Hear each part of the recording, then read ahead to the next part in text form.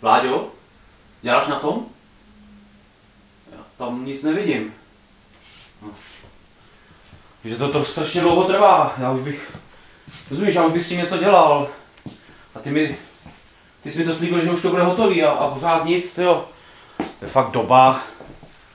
A už tady také 2 hodiny chodím. A ty pořád nic. To je fakt hrozný.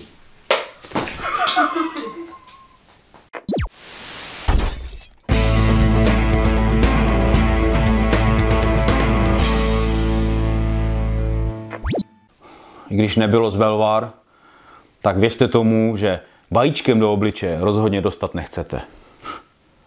Ale přežil jsem to, takže u dalšího videa Deskofobie vás zdraví Jouda. Věřím tomu, že většina z vás už poznala, o čem se dneska budeme bavit. No a když se podíváte na ten rozložený stůl, tak jste to určitě uhodli všichni. Ale než se k tomu dostanu, tak zmíním jednu věc. Udělal jsem si takový průzkum na internetu, co se týče té stavby Pražského mostu a těch vajíček v té Maltě. No a jsou samozřejmě 2 názory. Byla tam, nebyla tam. Jeden říká, že vajíčka přidávaná do Malty nebyla, protože by byla řídká a vlastně by to vůbec dohromady nedrželo. Ten druhý říká samozřejmě, že tam vajíčka dávána byla a je to podloženo vědeckou metodou, že se vzali starou omítku a zjistili tam nějakou vaječnou bílkovinu. Ona i ta první je podložená vědeckou metodou. No tak teď si vyberte. Každopádně, když se dostanu k těm Velvarům, tak v té době, kdy se stavil Karlův most, a budeme teď věřit tomu, že se ta vajíčka do té Malty přidávala, tak samozřejmě v celé té Praze nebyl dostatek vajec a tak se svážela z celého velkého okolí. No a Velvary museli svou várku také poslat, ale báli se, aby se po cestě ta vajíčka nějakým způsobem nepoškodila. A tak ty vajíčka uvařili. No, byli pak trošku pro legraci ostatním, ale stalo se a myslím si, že Karlův most stojí dodnes. Každopádně my se podíváme nejen na stavbu Karlova mostu, ale i Nového Města Pražského a některých dalších významných budov. Ano, dnes se budeme bavit a podíváme se na hru Praga Caput Regni, kterou má na svědomí Vláďa Suchý. Já ho tímto zdravím, ahoj Vláďo. A děkuji za to, že jsem dostala možnost vlastně se podívat pod krabici téhleté finální verze. Ano, říkám finální verze.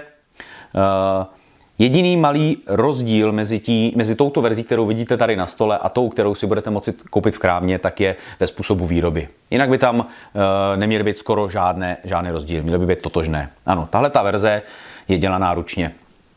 Takže musím být opatrný, abych nedostal za uši, kdybych něco poničil. Za sebe musím říct, že dneska se určitě nebudeme bavit o nějaké recenzi. Protože já jsem měl možnost tu hru hrát jenom několikrát. Dá se to spočítat na prstech ruky. A to ještě v různých fázích prototypu. Takže pokaždé byly pravidla a některé věci trochu jinak. Takže budeme spíš dneska bavit o nějakých možná dojmech, představíme si, jak se ta hra zhruba hraje a myslím si, že potom si ten obrázek uděláte sami, až si tu hru pořídíte a zahrajete. Ve hře se ujmete rolí bohatých měšťanů, kteří se snaží získat přízeň krále Karla IV. Staveb, které v té době vznikaly, bylo opravdu mnoho. Od Karlova mostu přes katedrálu, univerzitu, až po jednotlivé domy Nového Města Pražského. Budete se tedy snažit optimalizovat svůj příjem zdrojů tak, abyste mohli přispět na co nejvíce domů a zároveň i na prestižní budovy. Hlavním mechanismem hry je rondel, nabízející akce ve variabilním pořadí. Ve svém tahu si vždy vyberete jednu akci a hned provedete. Podle dané pozice, která se neustále mění, získáte navíc nějaký bonus. Ale není to tak jednoduché. Podle umístění na rondelu budete muset za některé akce i nějaké to zlato v měšci oželet.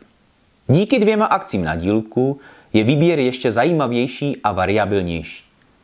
A stejně tak jako za žádané akce si musíte připlatit, ty, které projdou bez povšimnutí, vás pak odmění nějakými body navíc. Abyste mohli cokoliv ve hře zaplatit, ať už zlatem nebo kamením, musíte si vytvořit dostačující příjem daných zdrojů. Dosáhnete toho buď pomocí akcí z rondelu, nebo různých bonusů z budov a staveb.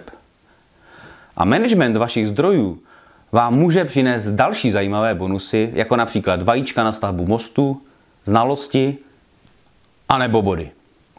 Důležitou součástí vaší desky jsou 2 stupnice. Z jedné získáváte bonusy v podobě technologií, druhá pak určuje množství bodů na konci hry, které dostanete právě za úroveň vašich technologií. Během hry určitě nestihnete být ve všem nejlepší, takže je dobré se rozhodnout, na co se zaměřit. Body můžete získat opravdu za všechno, záleží jen na vás. První možností je vylepšování vašich akcí, ideálně těch, které plánujete častěji využívat. Další možností je stavba budov nebo hladové zdi. Dílky zdi přikládáte k vašim akční desce a snažíte se je pospojovat tak, abyste získali co nejvíce bonusů. Což platí i pro dílky budov, které ale umisťujete okolo Královské cesty k jednotlivým trhům, za jejichž uzavření pak získáte opět, hádejte, nějaký ten bonus. Samozřejmě ne všichni, ale jen ti nejlepší stavitelé. Samozřejmě nesmím zapomenout na stavbu Karlova mostu. Ta je reprezentována právě postupem po Královské cestě, kde jak jinak opět získáváte všelijaké bonusy a pokud se vám podaří dojít až na konec, tak je odměna jak jinak než královská. Věřte ale, že bez vajíček vám kameny pohromadě držet nebudou.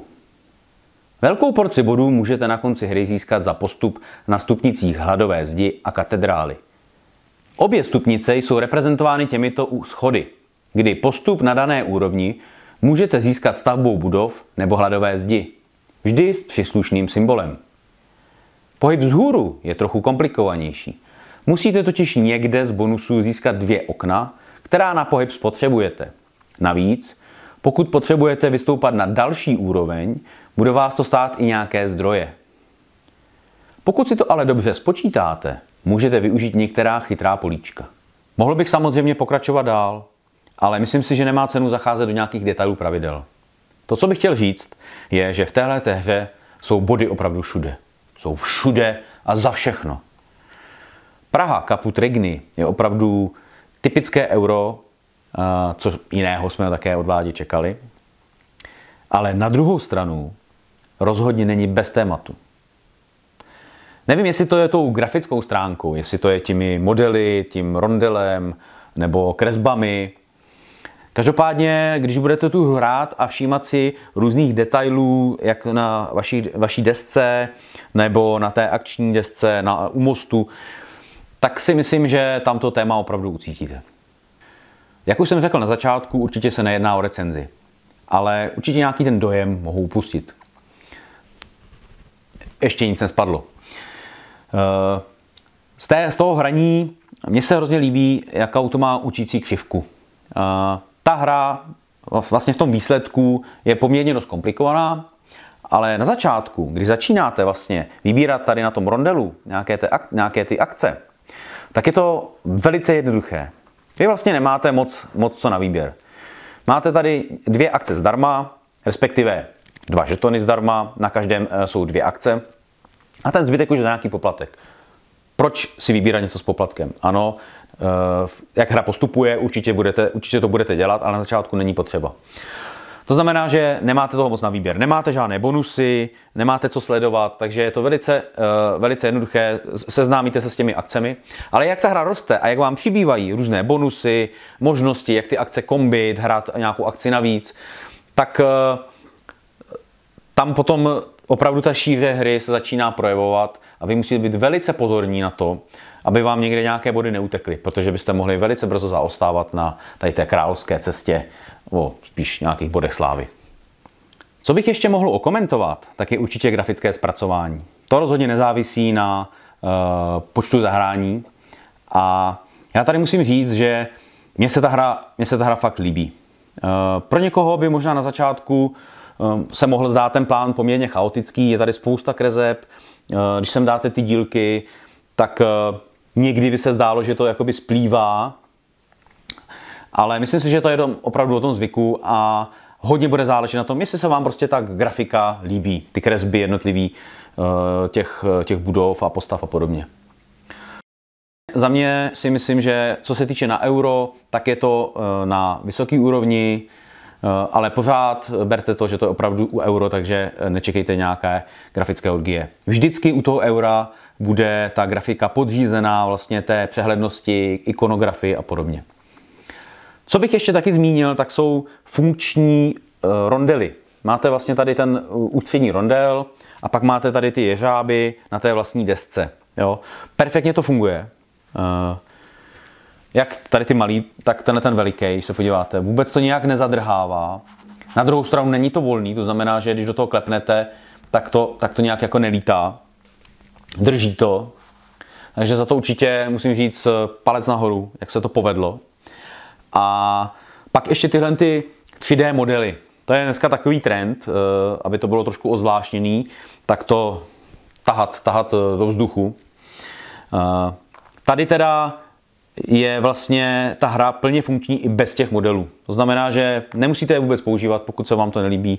Je to všechno graficky na té desce. To znamená, můžete klidně ty modely takhle odendat a hrát vlastně tak, jak to je nakresleno. Na druhou stranu, tady třeba tyhle ta hladová zeď a ta katedrála, mně to právě zase do té hry vnáší to téma. Jak postupujete po těch schodech a samozřejmě na konci hry, kdo vystoupá nejvýš a nejdál, tak dostane nejvíc bodů. Respektive každý, kdo tam vystoupá, dostane nejvíc bodů. No a poslední, co bych zmínil, co se dá asi ještě posoudit bez nějakého dlouhého hraní, tak jsou pravidla. Mají 20 stran. Na konci, na posledních nějakých 3 stranách, tak je přehled jednotlivých destiček, respektive destiček technologií. A pak jsou tady i nějaké historické poznámky k jednotlivým budovám. Karlův most, Pražské Staré Město. Takže docela si myslím, že příjemný počtení. A ten zbytek, ty pravidla jsou opravdu hutná, je tam využité každé místo, ale rozhodně to není nepřehledné. Jo? To znamená, že vás to provází tou hrou od těch vlastně základních akcí, toho, co vlastně v té hře můžete dělat, plus vlastně ty nejdůležitější akce, které děláte na té své desce, a teprve potom se to dostává k nějakým specialitám a bodování a podobně.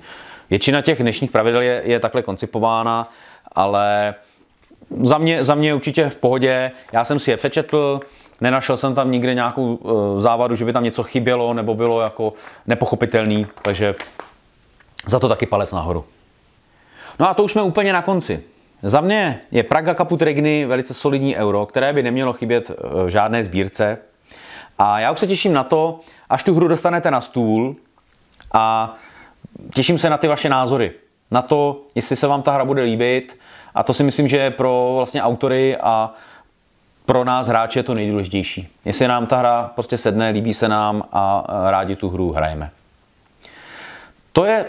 To je vše, dneska už nic jiného ze mě nedostanete.